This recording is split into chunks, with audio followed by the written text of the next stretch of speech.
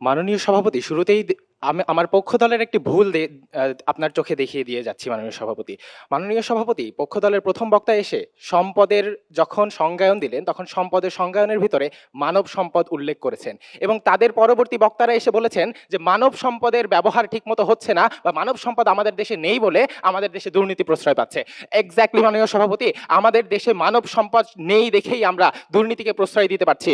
অর্থাৎ এই সম্পদের অপ্রতুলতার কারণেই কিন্তু দুর্নীতি প্রশ্রয় পাচ্ছে এবং শেষমেশ হচ্ছে আমাদের দেশে উন্নয়ন সাধিত হচ্ছে না। মাননীয় সভাপতি, তাদের কথা হচ্ছে যে বাংলাদেশে কি জন্য হচ্ছে দুর্নীতি এত বেশি।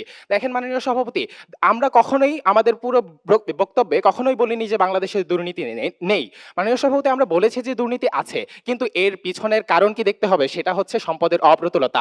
এই সম্পদের মধ্যে একটা প্রধান সম্পদ ছিল হচ্ছে জনগণ অর্থাৎ জনসংখ্যা, এবং এই জনসংখ্যাকে মানব সম্পদে রূপান্তর করা। মানব সম্পদ কাকে বলে? যখন একটি জনসংখ্যার একটা মানুষকে যখন আপনি নৈতিক মূল্যবোধে দেশীয় নৈতিক মূল্যবোধে আপনি জাগ্রত করতে পারবেন এবং তাকে প্রাতিষ্ঠানিক শিক্ষা দিতে পারবেন, তাকে হচ্ছে কারিগরি শিক্ষা দিতে পারবেন, এবং সে যখন বিদেশের মানুষের সাথে, বিদেশের উন্নত দেশের রাষ্ট্রের মানুষদের সাথে কম্পিট করতে পারবে, প্রতিযোগিতায় অংশগ্রহণ করতে পারবে, তখন তাকে আপনি বলবেন যে একজন মানব সম্পদ। অর্থাৎ ওই মানব সম্পদের মূল প্রধান দায়িত্ব থাকবে, বৈশিষ্ট্য থাকবে যে তার নৈতিক মূল্যবোধ। যখন আমাদের দেশে এই নৈতিক মূল্যবোধ সম্পন্ন মানুষের সংখ্যাই কম, এই সম্পদটাই আমাদের কম, তখন আমাদের দেশে দুর্নীতি হচ্ছে বাধা দিতে পারছি না আমরা, এবং দুর্নীতি বারবার মাথা চাড়া দিয়ে উঠছে। আমরা স্বাধীনতার অর্ধশত বছর পরে যে এসেও দুর্নীতি নিয়ে আমাদেরকে বিতর্ক করতে হচ্ছে মাননীয় সভাপতি। অর্থাৎ মাননীয় সভাপতি, এখানে দেখতে হবে যে আমাদের প্রমাণ করার বিষয়গুলো কি কি ছিল।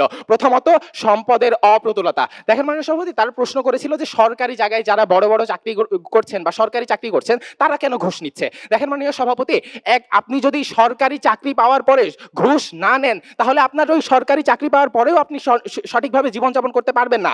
আমরা কয়েকদিন আগেই দেখেছি রাস্তায় শিক্ষকরা, সরকারি চাকরিজীবী শিক্ষকরা কেন রাস্তায় আন্দোলনে নেমেছে মাননীয় সভাপতি। তাদের সরকার ঠিকমতো ভাতা দিতে পারছে না তাদেরকে। সরকারি চাকরি পাওয়া সত্ত্বেও তাদেরকে সঠিকভাবে ভাতা না দেওয়ার কারণে তারা রাস্তায় নামতে বাধ্য হচ্ছে, তাদের চাহিদা পূরণ করার জন্য বাধ্য হচ্ছে আন্দোলন করতে মাননীয় সভাপতি। অর্থাৎ মাননীয় সভাপতি, এই যে যারা আন্দোলন করছে না, তারা তো দুর্নীতি করে অলরেডি টাকা ইনকাম করে ফেলছে, তারা দুর্নীতি সহায়তা নিচ্ছে এবং দুর্নীতি সহায়তার মাধ্যমে তাদের নিজেদের চাহিদা পূরণ করছে।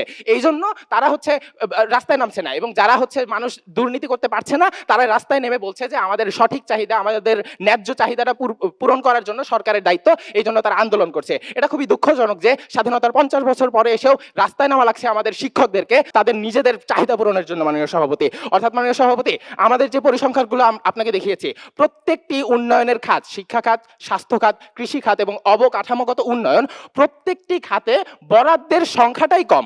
আমরা বলছি না এখানে দুর্নীতি নেই, বরাদ্দ করার পরে আবার দুর্নীতি হচ্ছে, এখানে আরো একটা বড় সমস্যা হচ্ছে, কিন্তু বরাদ্দের সংখ্যাটাই কম। অর্থাৎ বরাদ্দ যদি আরো বেশি থাকতো, তখন দুর্নীতি হলেও ওই সংখ্যাটা আরো বেশি থাকার কারণে আপনার বর্তমান যে সমস্যা, সেই সমস্যাটা কিছুটা হলেও দূরে যেত এবং বাংলাদেশের উন্নয়ন কিছুটা হলেও আগের থেকে ভালো হতে পারতো মাননীয় সভাপতি।